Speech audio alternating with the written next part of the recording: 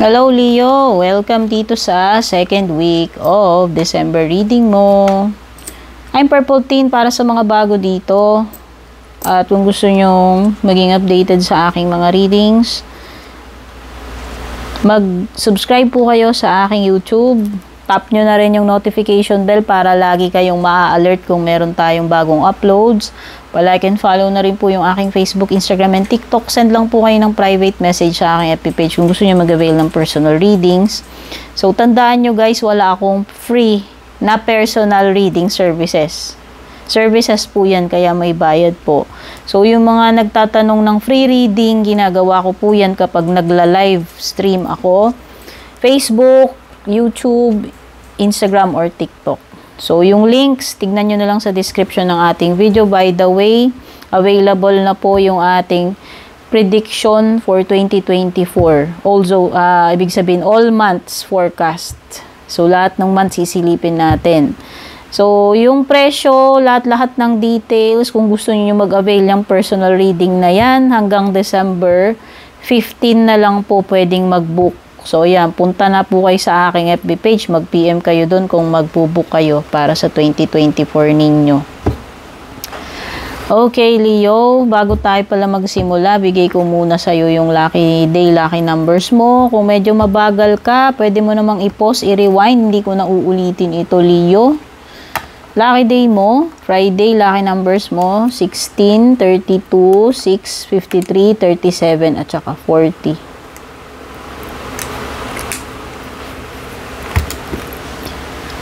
Tignan na natin, ano bang meron pagdating sa second week. Tignan natin pagdating sa kabuhayan mo, pera or career, o kung saan man ito okay.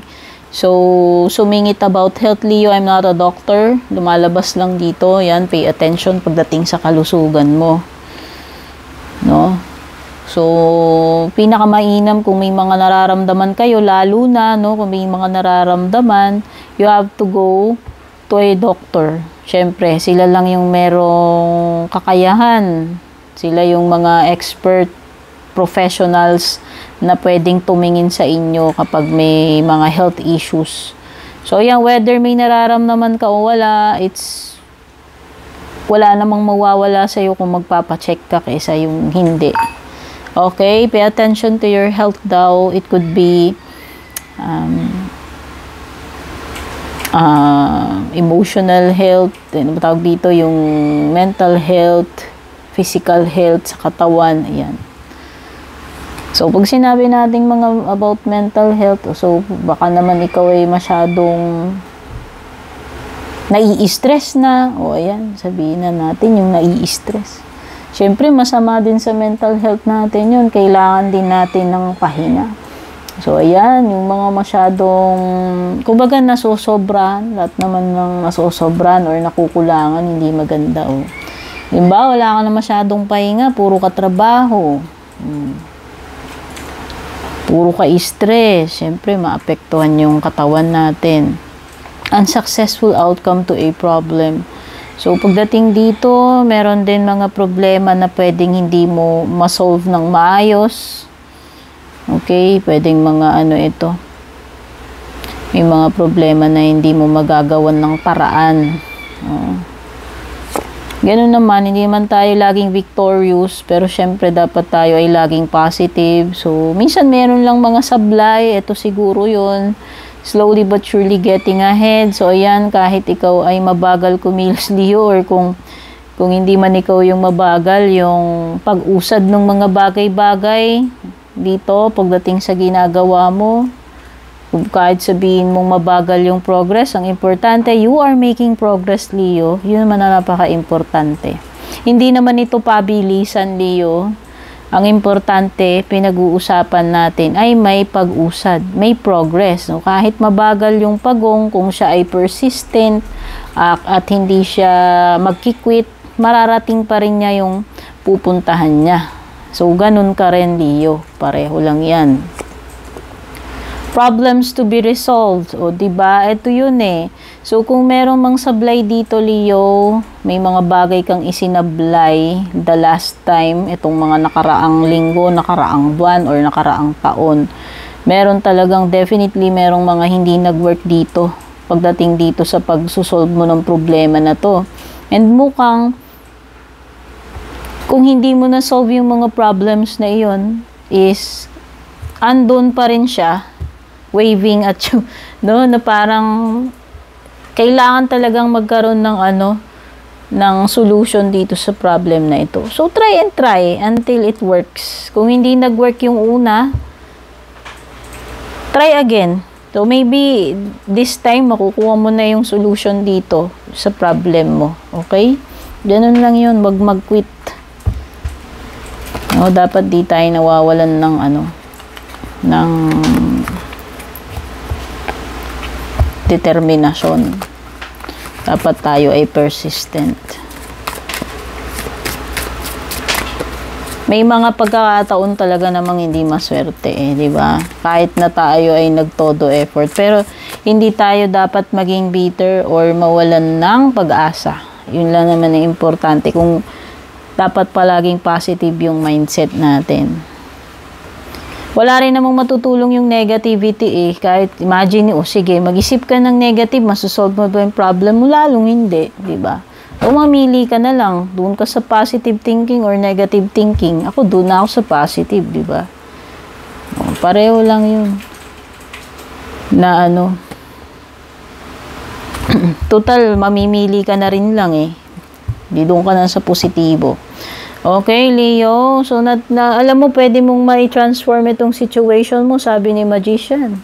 You have the power, you have the, the skills or kung ano man itong meron ka. Ibig sabihin, you have what it takes para dito sa gusto mong baguhin or gawin.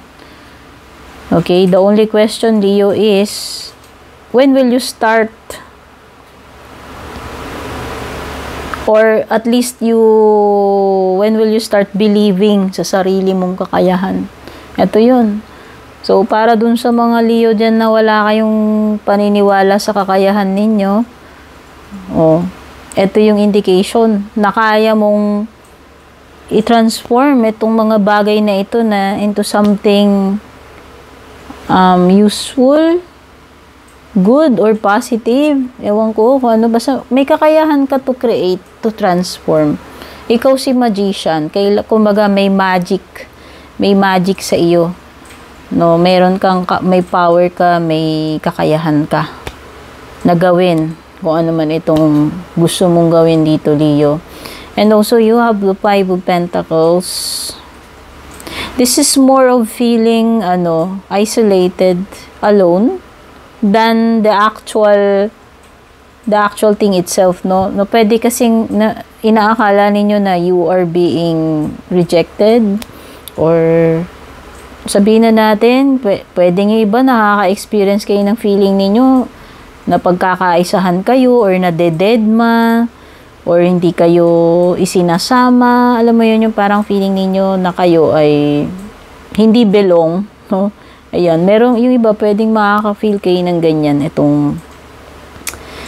Alam mo, Leo, hindi mo kailangan yung mga ganong tao. So, kung hindi ka belong sa kanila, di gumawa ang sarili mong belonging, okay? Sa dami ba naman ng tao sa mundo, imposible naman yung Leo na lahat na lang ng tao, hindi ka belong. Siyempre, meron at meron yan. Siguro, nagkataon lang na hindi sila yung ka-vibe mo. Ibig sabihin, hindi sila yung kapareho mo ng hindi sila kauri ng feathers mo. O diba, sabi kasi nila, birds of the same feathers flock together. O baka nga ibang uri ng ibon yung mga yun, kaya hindi ka napabilang doon. Yun lang ang ibig ko sabihin. Meron tayong kumbaga hindi sila yung tribe mo. O diba? So sometimes hindi natin kailangan kailangan maging membro pa tayo ng ganitong mga grupo-grupo. Minsan tayo yung gumawa ng sarili natin, no? And then others will follow. Minsan ganun eh. Malay mo, ikaw yung destined na gagawa ng path mo and then may mga kapareho ka, like-minded, or parang kapareho mo ng aura na ma-attract din doon sa ginagawa mo. Yung pala, doon mo malalaman sino talaga yung mga tao na na ka-vibe mo. O, diba? Ayan. So, pwede iba sa inyo dito, magkakaroon lang kayo ng difficulty pagdating sa pera, ha? So, 9 of Cups, Leo, there will be something na magpapasaya sa iyo itong second week ng December. It could be a wish come true. You have the 9 of Cups, pagiging happy and contented. Okay, you will have enough sa tingin ko dito. So, kung dito may problema ka, kakulangan, kung ano man ito, financial man ito or hindi, sa mga susunod na araw after netong kakulangan na to, doon na papasok yung mga blessings sa iyo. No, ayan no. Pagiging kompleto, marami, masaya. And Leo, huwag kang mag-alala, you have the 6 of Wands. Magiging victorious ka dito, kagaya ng sabi ko, kung magkakaroon ka lang ng tiwala sa sarili mong kakayahan, no? Kaya mong baguhin itong mga bagay na ito eh. Mako-convert mo yan, matatransform mo yan. And ikaw ay magiging successful dito kung ano man itong gagawin mo. Ayan, no? Finally, marerecognize na nila, Leo, yung mga ginagawa mo. Mabibigyan ka ng papuri or credit dyan. At least na mapapansin nila itong mga efforts mo, yung ginagawa mo. Love life.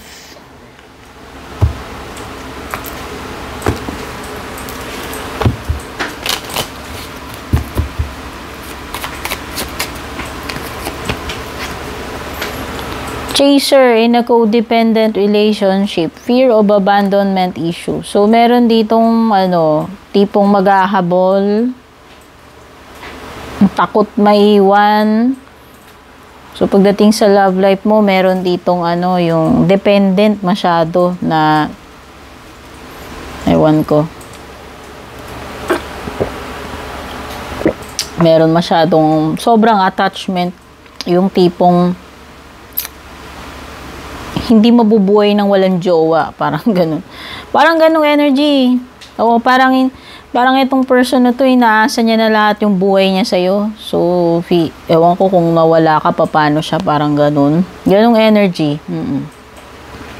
Or pwedeng may maghahabol sa'yo, Leo. O baka habulin ka ng...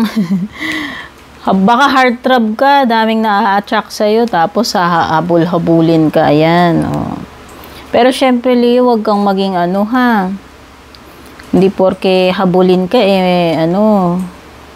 magmamaganda ka na lang or basta, kung ayaw mo, sabihin mo kung ayaw mo. Yan. Basta parang meron ditong maghahabol.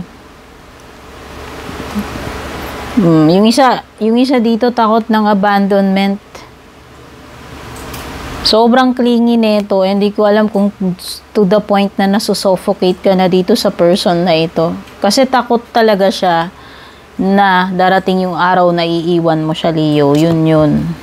Okay? Ganun kakamahal nito. Yun nga lang nakakasakal. Not today. Pwedeng iiwas ka muna, Leo. Ayaw mo muna ng kahit anong contact with this person. Ayaw mo munang makita, ayaw mo munang makipag-usap, text, video call, tawag, etc. etc. No? Pwedeng mainit pa yung ulo mo, pwedeng hanggang ngayon masama pa yung loob mo, masakit pa para sa'yo. Ayan. Okay, so today, this week pala, the second week, you will set boundaries dito sa person na ito. Distansya muna, pader muna. Okay? Iwas. Yan yung energy mo. Not today. Ayaw mo muna ngayon. Kumbaga, nagpapalipas ka muna. Advice for you, Leo, second week of December. Wow, meron ditong perfect timing, Leo. Sabi ko sa'yo, ayan yung Magician, tsaka yung victorious card mo, 6 of Wands. So, kung meron kang gagawin, siguro itong second week ng December, yung perfect timing para dyan. So, kung hindi mo pa nasisimulan yan, simulan mo na ngayong second week. Ask your angels, Leo. Ask and you shall receive. Seek and you shall find. So, kung meron kang answers na gustong malaman, pray, pray, and pray. Ask for signs, ask for guidance, ask for answers. No? Simply ask your angel. Siyempre, kung di ka nagtatanong, sasagutin ka ba? Yun. So, may mga times na dapat na hindi mahuhulog lang sa harapan natin. Kailangan nating magpaka-humble na magtanong or humingi. O, diba? Yun yung message para sa iyo. Second week ng December, Leo. Thank you so much for being here. Don't forget to comment, like, and share. Take care and God bless.